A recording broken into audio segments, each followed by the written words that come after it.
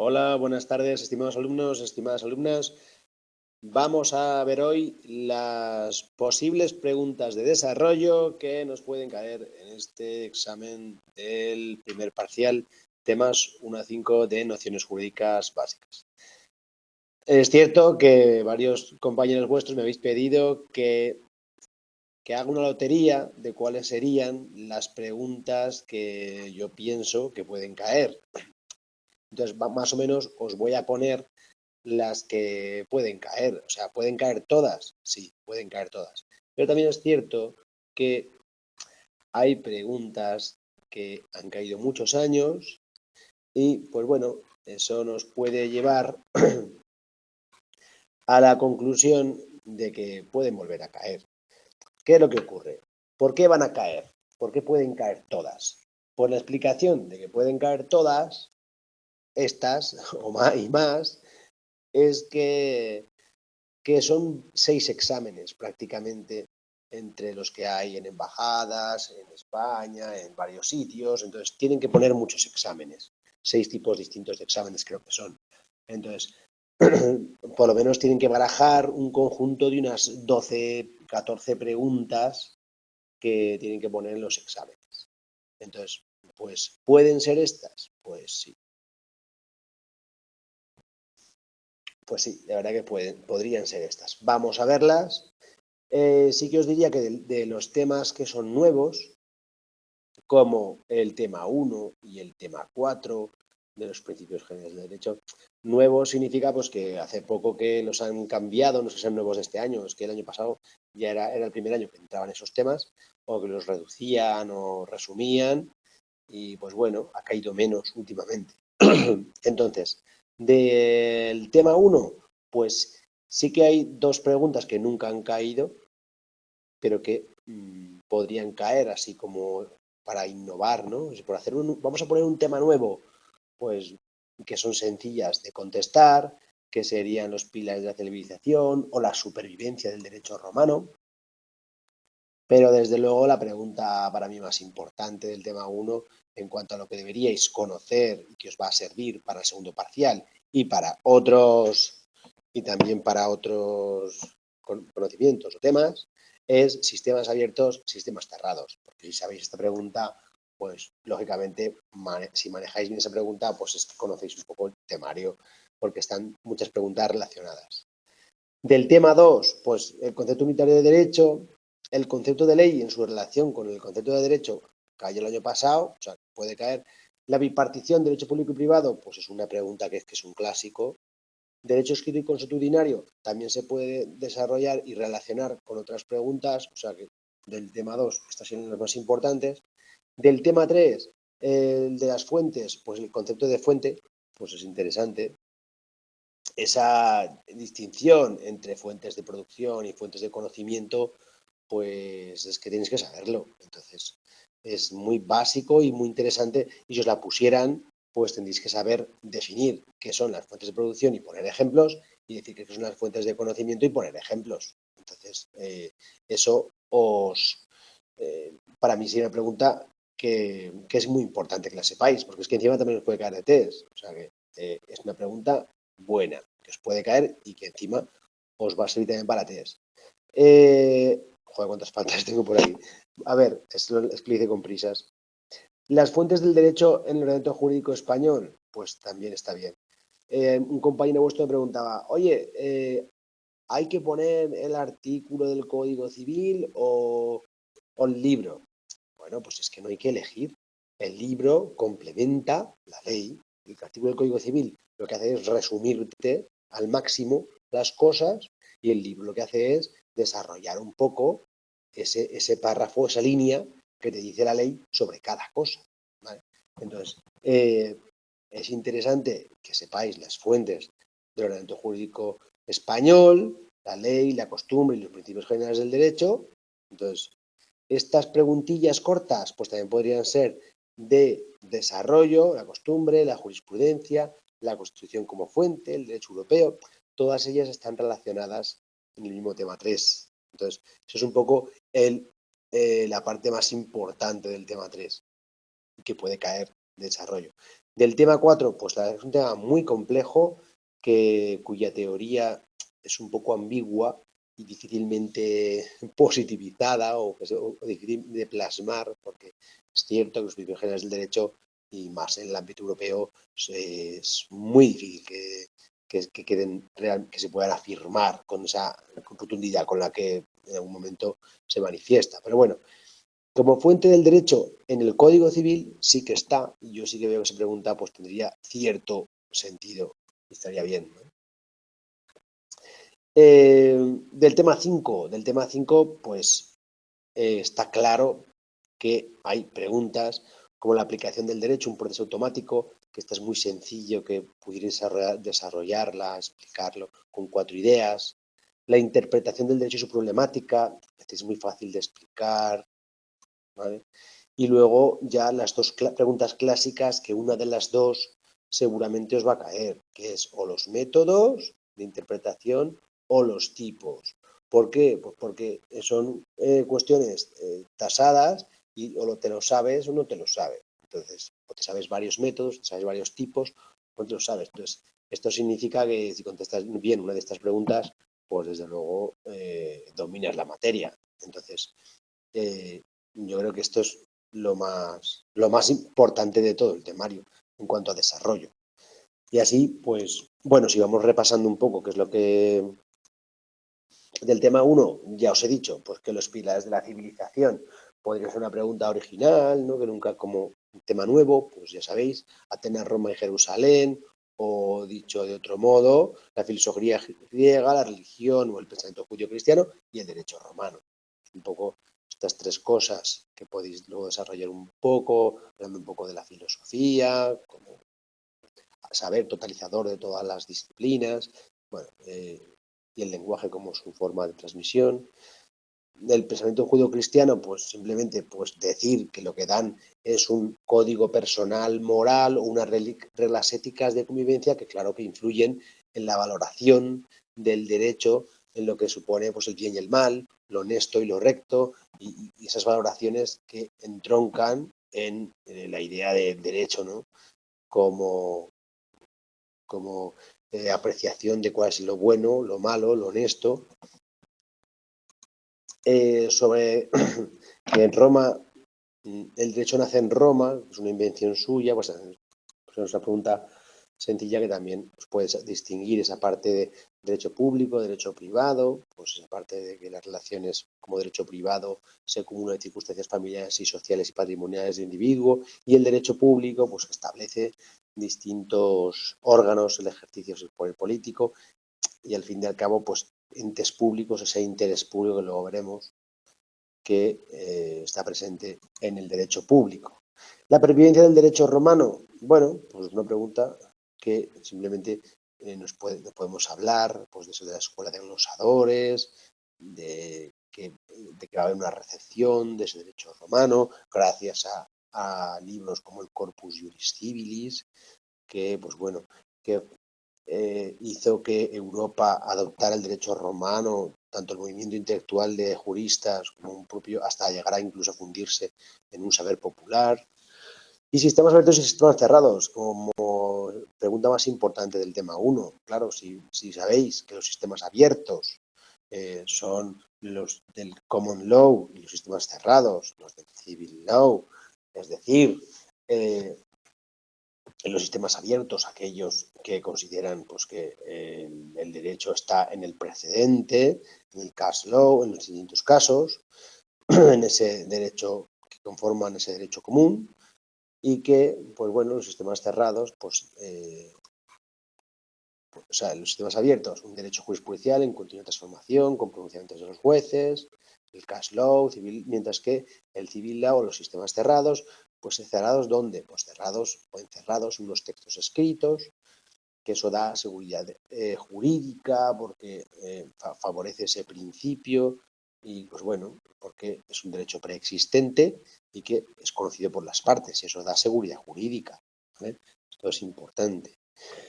¿Qué ocurre que hay en común? Y esto es de otro tema, pero es muy importante. Pues lo que tienen en común los sistemas abiertos y los sistemas cerrados es que hay un derecho no escrito en ambos, que es el derecho consuetudinario. el derecho de las costumbres, prácticas, las creencias adoptadas como normas obligatorias y que se encuentran en ambos sistemas, tanto en los sistemas cerrados como en los abiertos. Bueno, pues del capítulo 2, pues aquí tenemos el concepto unitario del derecho, y aquí podéis hablar pues que responde a un todo unitario, para que surge el derecho para organizar la vida social, y que pues hay dos tipos de formas de denominar el derecho, como derecho objetivo, como conjunto normativo, o como facultad sobre una cosa o frente a una persona. Pues tengo derecho al paro, y por otra parte, pues estudio derecho, ¿no? Pues sería derecho objetivo, estudio derecho, porque me refiero a un conjunto normativo, y tengo derecho al paro, pues entonces tendría esa facultad frente a una cosa o persona, ¿no? En este caso, pues ese derecho a esa prestación. El legado de Roma a la prosperidad ha sido el derecho, podemos hablar a través de la compilación justinianea, y bueno, que aunque haya que recurrir muchas veces al corpus juris civilis, porque tanto el sistema anglosajón se sirve del derecho práctico, problemático, casuístico, emanado del modelo jurisprudencial. ¿De dónde emana en el corpus juris civilis? Pues del modelo jurisprudencial romano clásico. Y el sistema codificador o los cerrados, pues el abierto. Los cerrados, pues ¿en qué parte entronca de la compilación justinianea? Pues en que efectivamente es un código, es un código cerrado, y que entronca ahí en esa parte con la compilación justinianea, con que es una compilación. Y en el modelo anglosajón, ¿en qué entronca el sistema abierto? Pues en que hay jurisprudencia, dentro de él hay esa jurisprudencia romano-clásica que tanto formaría parte del common law, el sistema abierto, que tan importante es al recoger esa experiencia jurídica o jurisprudencial de los tribunales. En cuanto a la unidad y la unicidad, pues bueno, ya sabéis que esta unicidad, que hay dos problemas. Uno son las contradicciones o antinomias y otro es las lagunas. Porque cuando no existe ninguna norma que contemple o regule, hay una laguna. ¿Y cómo, cómo damos respuesta a las contradicciones y cómo cubrimos las lagunas? Pues bueno, pues una de las posibilidades que pensó Hans Kelsen es la estructura jerárquica o normativista, donde en el vértice está la Constitución, y a partir de ahí pues van las distintas normas, y por tanto esta unidad le da dos rasgos nuevos. Uno es la coherencia, que permite utilizar principios para pues solventar las contradicciones, y otro es la plenitud, que me permite pues evitar las lagunas por poder aplicar. Al ser pleno, pues cubriría a veces por analogía, a veces por aplicación extensiva, pues esas normas, dar esa plenitud y cubrir esas lagunas, pues evitándonos los dos problemas que tendría ese ordenamiento jurídico. Más cuestiones, pues básicamente tendríamos también el concepto de ley en su relación con el concepto de derecho. Pues bueno, ya sabéis que tenéis las distintas de la RAE, pero al final, pues bueno, sobre las definiciones de norma, pues bueno, la norma votada por el Parlamento es un concepto descriptivo. Al fin y al cabo, la ley positiva, la ley que ha votado el Parlamento en la Cámara, pues esta es la ley. La ley positiva se relaciona con una ley que ha sido votada en la Cámara Representativa, ¿vale? ¿Por qué? Porque está ya positivizada, ¿vale? ¿Qué es la expresión de la voluntad del pueblo elector? Bueno, o de sus representantes. ¿Sí? ¿Que la forma más directa de representación es el referéndum? Bueno, eso también es una aseveración, ¿no?, que nos hace el libro. También hay otros conceptos de ley, como ley a toda ley de caballero, de buena ley, de ley. Pues bueno, ¿esto qué significa? Pues que el saber y la sensibilidad popular han expresado bajo el vocablo ley algo más que lo legislado. Han ido más allá que lo legislado por el poder constituido. Que el poder constituido solamente ha conformado la ley positiva, porque es la que ha votado la Cámara Representativa. El árbol del derecho, pues bueno, ahí lo tenéis, simplemente es que el árbol del derecho tiene muchas ramas, como sabéis, por el ejercicio de la abogacía, por la práctica, por las doctrinas, pues el derecho se va adecuando a la realidad y la realidad es cambiante y como tal se van creando distintas ramas del derecho. La principal impartición del derecho, pues es clásico ya el derecho público y el derecho privado. La mayor reingambre histórica de este derecho, pues ya sabéis, ya desde el digesto de Justiniano y la distinción entre una y otra por razones de interés. Lo repasáis. El derecho público es el que interviene desde una posición de superioridad sobre el particular, el conjunto de normas del derecho presenta un carácter imperativo, las normas del derecho privado son de carácter dispositivo y suelen ser de carácter subsidiario, es decir, las partes previo acuerdo pueden modificarla, sin embargo el derecho público no. Derecho escrito y derecho consuetudinario, pues bueno, aquí tenemos las leyes orgánicas en España, aquí se habla mucho de la ley en España, ¿no? Entonces hablamos de las leyes orgánicas, pues eh, que pues bueno, aprueba el poder legislativo a través de las Cortes Generales por razón de su importancia, tiene una mayoría cualificada, sabéis el artículo 81 de la Constitución. El Código Civil, el artículo 2.1, nos dice que las leyes entrarán en vigor a los 20 días de su completa publicación en el Boletín Oficial del Estado, sin ella no se dispone otra cosa. 20 días en el BOE si no se dispone otra cosa. ¿Vale? ¿Qué más? Pues que un derecho no escrito se denomina consuetudinario y que por tanto se encuentra tanto en los sistemas jurídicos cerrados como en los abiertos, lo que ya hemos dicho antes. Y bueno, que este derecho consuetudinario o de la costumbre, ¿por qué tiene esa obligatoriedad? Porque es una conciencia social. Una costumbre se convierte en una obligación, en una norma, cuando todo el mundo entiende que es obligatorio.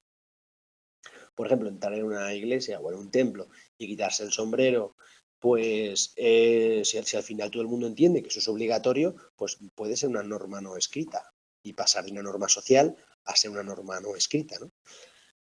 Eh, o bueno, o pues que tal día se hace una suerte de leña en el municipio y se reparte la leña entre quienes se inscriban, pues podría ser una norma en una ordenanza o por la costumbre de realizar siempre los mismos actos, pues al final se convierten en jurídicos porque todo el mundo entiende que obligan, y si obligan, pues bueno, al final la mera repetición social hace que se convierta en una auténtica norma jurídica porque todos entiendan que es obligatoria.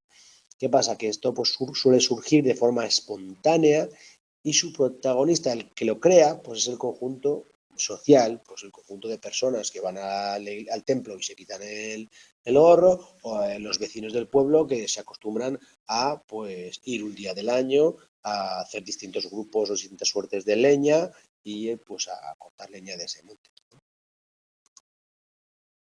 Bueno, las fuentes del derecho. Tenemos una aproximación crítica al concepto de fuente del derecho. Esta ha caído muchas veces, también nos puede caer. Pues ya que tienes que hablar de aquí, pues que hay el derecho pues, que emana de distintas instancias, instrumentos, que pues ya sabéis que hay instrumentos normativos, que tenemos que diferenciar, pues, quién crea el derecho y quién normas lo regulan, ¿no? Y entonces, pues tendremos dos posturas distintas. La postura positivista, aceptada en la actualidad, que pues solo considera que existe el derecho que está escrito, que está positivizado, que está en un código, que está codificado y que por ello pretende despojar a la ley de toda consideración ajena al derecho legislado. ¿Vale? Esto es lo que puede ser una pregunta de test. Es una consecuencia que tienes que entender que es así. Claro, si solo existe el que está legislado o positivizado en un código, pues ¿qué ocurre? Pues que despoja a la ley de toda consideración ajena, niega todo otro origen y las fuentes de derecho en sentido estricto son el legislador y su normativa. Es una postura realista. Luego hay otras posturas, o también llamada ius naturalista, en la que las normas del legislador son un elemento más inseparable de las relaciones que regula y las que ordena, pero bueno, hay otras fuentes, agentes, otras normas esenciales en las que no se agota el derecho. ¿Por qué? Porque por naturaleza todos podemos entender que hay un concepto de lo que es justo, y entonces ahí podría entrar algo más allá de las normas que están escritas, ¿no? Es una postura un tanto idealista, nos dice el libro, o lo podemos considerar así, pero bueno, fuentes históricas del derecho o fuentes de producción y fuentes de conocimiento. Pues esto es un clásico que tenéis que entender. Tenéis que entender que hay unas fuentes materiales, que son quienes lo crean, y que quienes lo crean, es decir, que se llaman fuentes de producción, que son el Congreso, el Parlamento Europeo, las instituciones, y luego están las fuentes formales o las formas. Estas son a través de las cuales adquirimos conocimientos, por eso se llaman fuentes de conocimiento. ¿Qué son las fuentes de conocimiento? Pues la Constitución española, los reglamentos, todas las que emanan de aquí, todas las que emanan de las fuentes de producción son fuentes de conocimiento. Las normas que podemos tener conocimiento, que emanan de las fuentes materiales, pues son fuentes de conocimiento. No están desligados unas de otras, no están desligados, al contrario, puesto que depende de qué sujetos o instituciones tengan el poder normativo en cada momento histórico, pues va a ir cambiando. Por eso vamos a tener que en la Edad Media pues había una serie de monarcas que eran fuentes de producción, que creaban del derecho, y las fuentes de conocimiento pues estaban relacionadas, las leyes, las bulas, los fueros, las regulaciones gremiales, dependiendo de qué autoridad, ya sea religiosa, comercial, emanaba el derecho, pues esas normas iban a las fuentes de conocimiento que eran pues las normas de las que emanaban. O sea, hay cierta heterogeneidad, hay ese pluralismo jurídico porque hay pluralidad de consistencia de fuentes y bueno. Más cosas. Las fuentes del derecho del orden jurídico español, pues ya lo sabéis. Os vais al artículo 1 del Código Civil y tenemos que son la ley, la costumbre y los principios generales del derecho. ¿Qué podéis comentar también? Pues claro, el Código Civil es de 1889 y la Constitución es del 78 y por tanto, como fuente suprema, pues tiene que ajustar el sistema de fuentes, ¿vale? No solamente va a ser el que dice el artículo 1.1, sino que lo que hace la Constitución es ajustar el sistema de fuentes, ¿vale? ¿Cuál es la nota común a todas las normas jurídicas? Pues que son de carácter general, dictadas por órganos estatales competentes. De carácter general, competentes, pero hay más características que nos dice el libro. Pues que es para una generalidad de supuestos, que tienen publicidad, jerarquización y permanencia en el tiempo. Y luego, pues el caso de los tratados internacionales. También es una pregunta sencilla. La costumbre, pues una pregunta que he caído más veces y es interesante. Nombramos el artículo del Código Civil, la costumbre solo regirá en defecto de ley aplicable, siempre que no sea contra la moral y el orden público y resulte probada. Pues aquí tenéis las características que podéis ir poco a poco desarrollando. Regulación constatada y demostrable, que se ajuste una conducta a la costumbre, que tenga un auténtico valor de ley y que no exista, pues, otra ley al respecto, porque la costumbre es fuente supletoria. Con esto que digáis, pues, y que no sea contraria a la moral y al orden público. Si desarrolláis un poco el artículo 1.3, ya tenéis la pregunta de desarrollo. Y así con todas. La jurisprudencia no es fuente de conocimiento. Es una fuente que completa, que aclara, en todo caso, tal, pero no es fuente de conocimiento. Es fuente. El Tribunal Constitucional es fuente de primer orden. ¿Por qué? Pues porque, lógicamente, interpreta derechos fundamentales y posee fuerza vinculante. La Constitución como fuente, pues ahí lo tenéis. Explicáis que tiene valor normativo directo, directamente aplicable, sin necesidad de desarrollo. Es fuente de conocimiento del mayor rango, vinculante. Pues bueno, se tiene que interpretar de conformidad con el texto constitucional. Pues todas estas cosas que son interesantes. La ley como fuente formal suprema debe a los principios y contenidos en la Constitución. O sea, es que tenéis ahí muchas puntas de desarrollo y es que podéis. La Constitución pues tiene principios, tiene valores.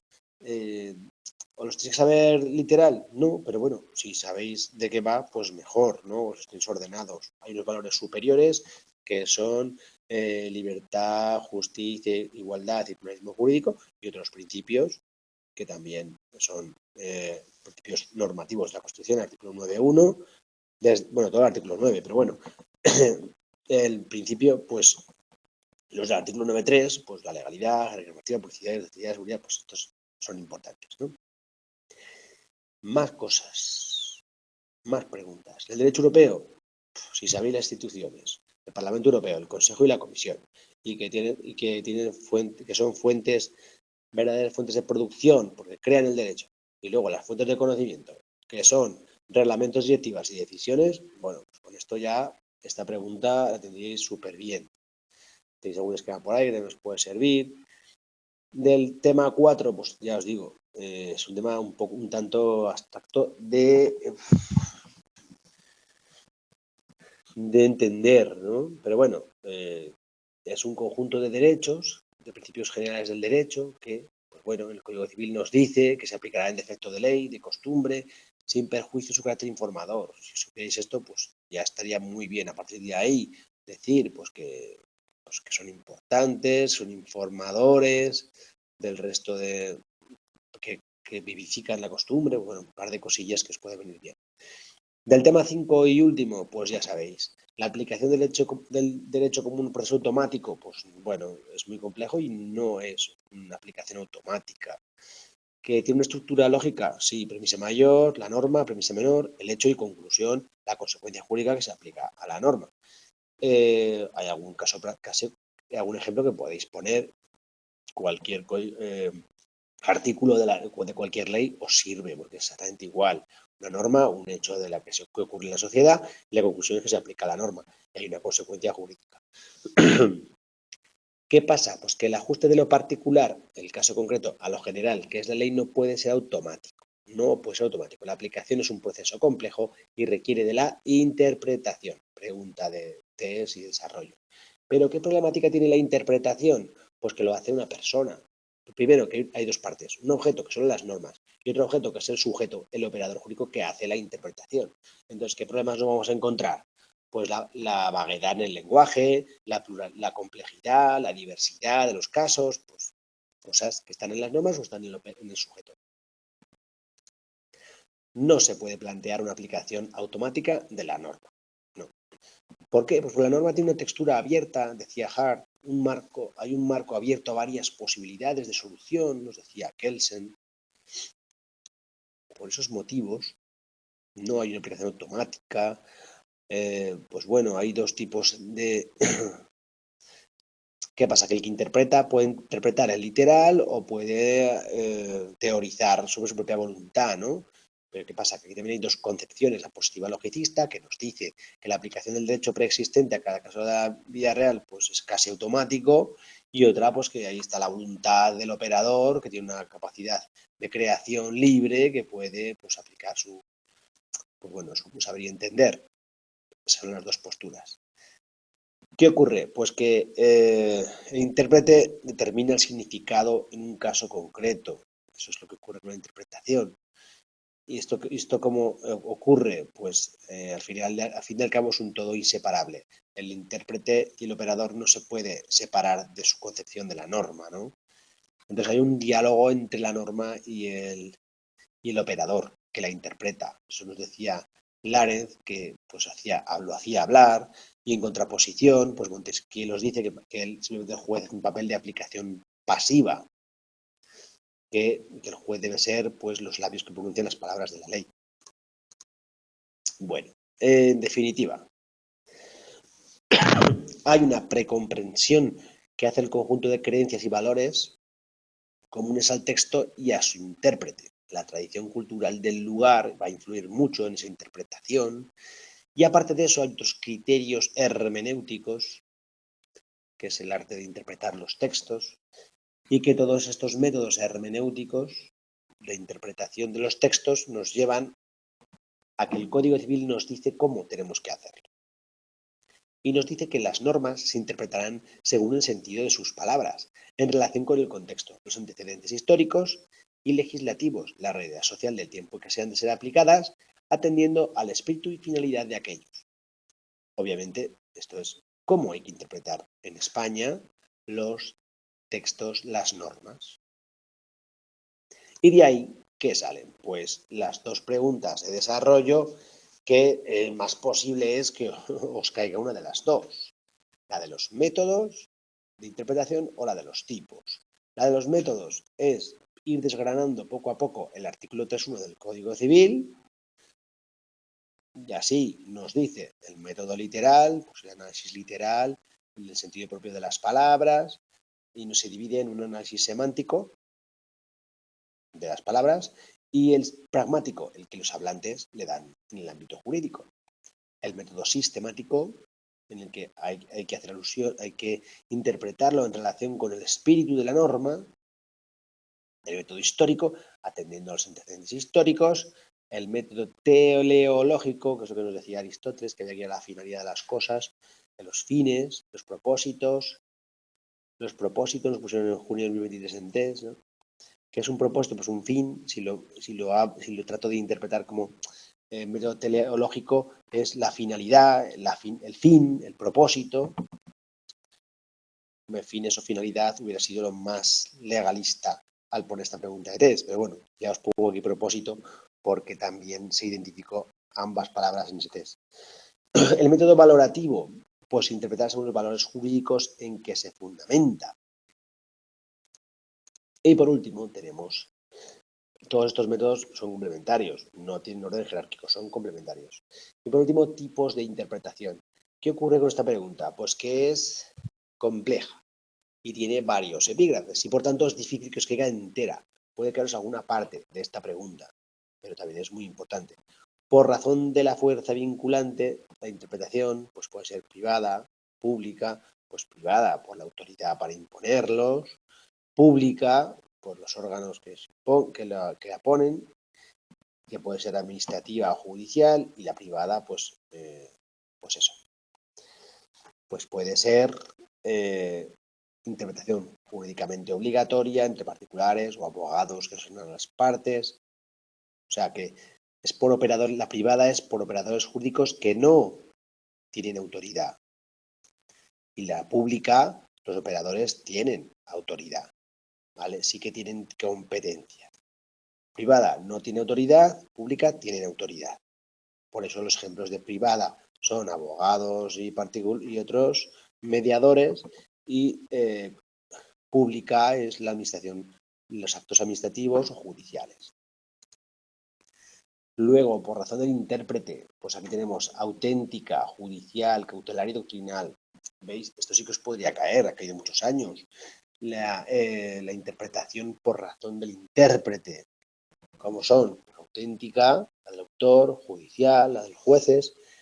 La interpretación cautelar, pues la que hacen las personas que tienen asesoramiento. Este asesoramiento pues puede ser asesoramiento pues da en privada o pública. Pública, esa función pública, pues notarios y registradores. Y privada, que no tienen autoridad, pues serían abogados, gestores. Esto cayó en 2023, el año pasado. La interpretación doctrinal, pues la realizan los teóricos del derecho en su función docente. Y poco más. Estos son, bueno, sí, en función del resultado. El resultado que puede ser extensiva o restrictiva. Extensiva, la que se puede amplía la norma a supuestos no comprendidos en el tenor literal. Permite resolver lagunas, porque se extiende, ¿verdad? Extensiva está relacionada con el principio de plenitud que hemos visto antes, ¿verdad? Que cubría las lagunas, permite resolver lagunas. La interpretación restrictiva, pues es la que se limita al ámbito de aplicación estricto de la norma. Es un modelo restrictivo porque las normas que limitan derechos o los sancionan solamente se puede aplicar de forma restrictiva. Por eso veis que estos tienen poco movimiento, ¿verdad? Los jugadores de fútbol. Y pues eso. El caso más evidente de estas normas, de esta interpretación restrictiva de normas, pues es que son las normas penales, porque no permiten la aplicación analógica, no pueden ser interpretadas de forma extensiva ni analógicamente. Y como otras veces os digo, esto podéis estudiar con esquemas, pero luego en el desarrollo explicar bien las preguntas de desarrollo, qué es lo que os pido. Así que mucho ánimo. Estas son algunas de las posibles preguntas que os pueden caer en desarrollo. Podrían caer más, pero estas son las que más han caído, las que seguro que tenéis que dominar. Así que, pues nada, muchas gracias por estar siempre ahí. Darle a me gusta si os ha gustado. hacerme preguntas en comentarios si queréis o enviarme correos por cualquiera de las redes sociales o comentarios, lo que queráis, os iré contestando a medida que preguntéis. Así que muchas gracias y nos vemos en la siguiente clase, que también podéis proponer qué os apetece que expliquemos, y si no, pues veremos preguntas de test o veremos cuestiones que os ayuden a superar el examen. Gracias y a ver si se me pasa el constipado y nos vemos en la próxima clase. Chao. Adiós.